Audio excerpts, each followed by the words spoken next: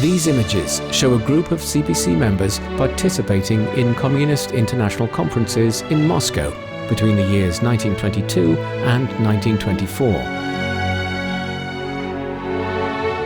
It was with the assistance of the Comintern that the CPC began to establish a united front. In July 1926, the KMT's National Revolutionary Army began its northern expedition to break the power of the warlords. The first united front was now a reality.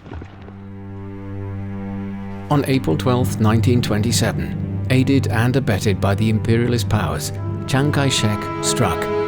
White terror spread across the country. The fight back began in the small hours of August 1, 1927. That morning, led by the CPC, 20,000 soldiers rose up. The first shots of armed resistance to the KMT reactionaries in Nanchang had been fired. 6 days after the Nanchang uprising began, the CPC Central Committee secretly convened in Hankou. This has gone down in history as the August 7th meeting. Mao Zedong was one party figure who laid particular stress on the need for continued military action. Political power, he memorably observed, grows out of the barrel of a gun. With the army fully reorganized, Mao marched on Jinggangshan area on October 27, 1927. The struggle for the revolutionary base areas had begun. But far from being a defeat, this withdrawal into countryside would prove a turning point for the Chinese Revolution. More than 100 armed uprisings took place during this period. Many young CPC members died bravely before they'd even bid their families farewell.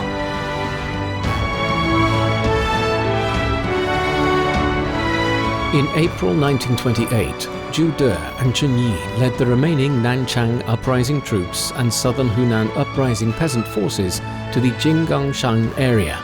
They joined forces with Mao's troops in Lungshi, Ninggang County. The successful link-up created the Workers' and Peasants' Red Army. On January 14, 1929, Mao and Zhu broke through the KMT lines and advanced towards southern Jiangxi. On December 28, 1929, the Gutian Congress was held in Fujian.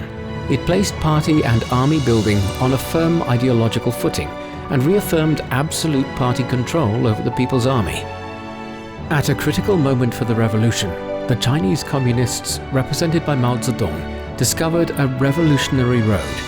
Encircle the cities from the rural areas, then seize nationwide power with armed force.